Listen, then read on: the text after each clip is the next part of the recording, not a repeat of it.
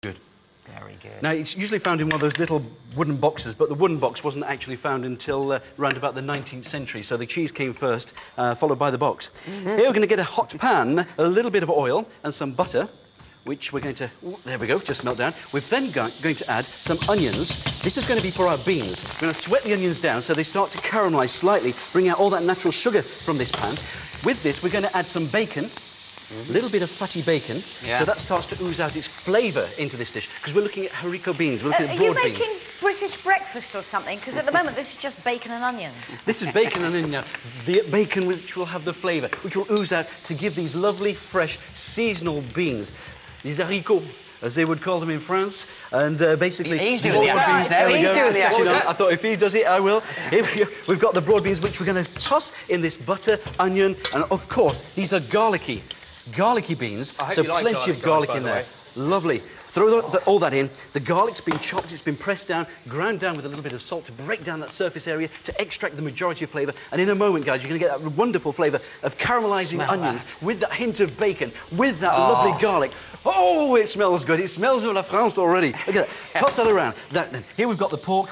We're going to season this pork on both sides. You're enjoying this, aren't you? Absolutely. He was making excuses for his dish. You're enjoying this. He was not making excuses for his dish. Oh, Hendy, you're in The beauty trouble. with France is, when you look at the country as a map, you're looking at a menu, and you travel through the whole of France. You go further south, and you've got La Cuisine Provençale, where you're looking at healthy, provincial cuisine, nutritious, one of the healthiest diets in the world. This one up north is a little bit more robust, a little bit of cream in there as well. So, depending on climate, it depends on what your body actually needs to sustain it. And here we've got a lovely cheesy dish. All right, you carry on there, Al. Guys, just be totally honest with me here. Not where are you going to buy a property. Which dish would you prefer to eat at this moment? The amount of salt Alan put...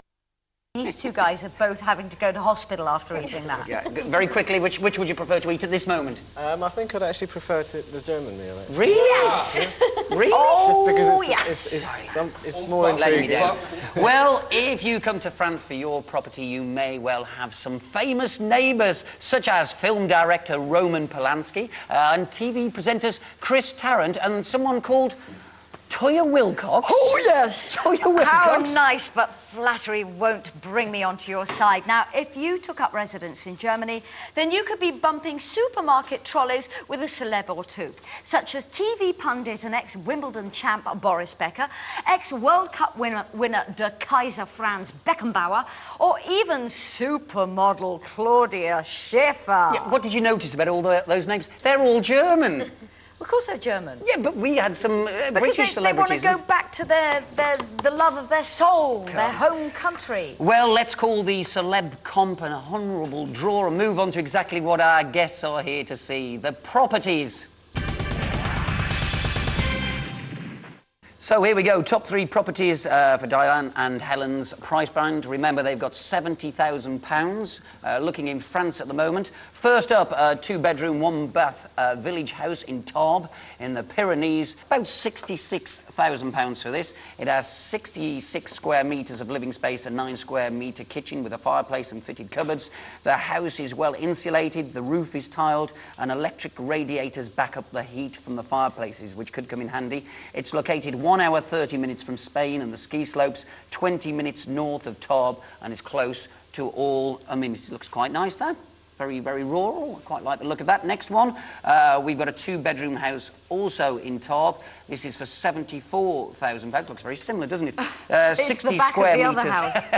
Just next door, 60 square metres of living space. Attached barn, measures 50 square metres. Obviously, a bit of potential there. It also has a new roof garden of 450 square metres. Wow, that's impressive. With fruit trees, and there's a well as well. The structure of the house is sound, it's solid. New roof, excellent walls, new wooden floors up the stairs. It's 40 kilometres from international airports and from the ski slopes in the Pyrenees, and they can be reached. It is 200 kilometres away. Finally, we've got a 3-bedroom, 2-bath house in Brittany. That looks all right, quite like the look of that. It's horrible. This is for £93,000, located in a rural setting. I like that. The house is south-facing with parking for at least 5 cars. It has a utility room, a sun lounge. It's 15 minutes from shopping centres and 25 miles away from the beach. OK, all I can say is 70,000 is obviously going to buy you a wreck. So let's see what has Germany got, and is it going to go the distance? Right, OK. First up is a one-bedroom apartment in Berlin. This is £35,000. Now, this project is situated within a classic building, 31 square metres, and is fully furnished. The floor plans can be modified by a developer, and this project is well situated in the popular Prenzlauer in the east of the city. OK, let's look at property number 2.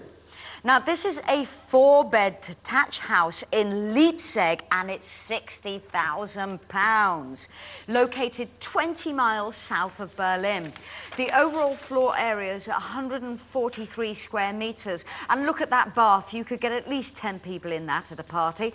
Plot of land is 588 square metres. The structural condition of the house is good, and it has a coal-based heating system. Now, let's look at property number 3.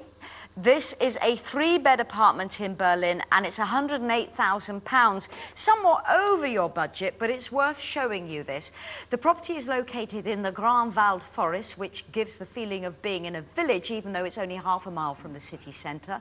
The building consists of 80 apartments situated between coffee shops, bistros, and an 18th century church. And the district has the highest real estate prices in the area, and is a first-class address, and is popular with professionals. So, out of those 3, which one appealed to you most? I was quite interested in the second one in France. There seems to be quite a lot of... second one in France. Develop. But out of those 3 in Germany, which one appealed to you most? I think I quite like the first one. It was sort of within budget, and it had a bit of character.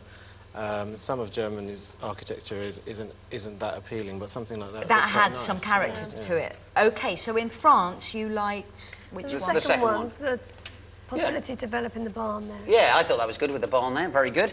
OK, then, let's find out about the property market in France now. Now, property price inflation in France fell from 10% to 7% in 2006 from the previous year. So, although the rate of increase has reduced, it's still actually increasing. That makes sense. The French housing market is one is that it is very protective of the buyer. As I was saying, Toyo's buying a house there at the moment. They are very protective of the buyer, aren't they? Yeah, once you put your deposit down, you will get it back. I mean, which you really need to know. The property market in Germany, there was zero growth in Berlin during 2005 and 2006. But the steady 3-year decline in property price seems to have bottomed out, to increase over the next few years. And it's mooted that 127 billion euros of new money could be invested by 2010. So Germany's going for it. Germany realises there's a lot of overseas investors, and they want them going to Germany. You said you had the World Cup there. Usually when you have a great big sporting event like that, it usually sort of regenerates, but you didn't get the sense that it was really happening for Germany, is my thought. Well, there you go. We've still got a battle on our hands. So has Germany gone the distance, or is France triumphant? And we'll also be finding out whether Sam or Alan's cut the mustard with our guests. It's decision time for all after this very short break. And all I can say is the smell wafting from my kitchen is fantastic. See you in a minute.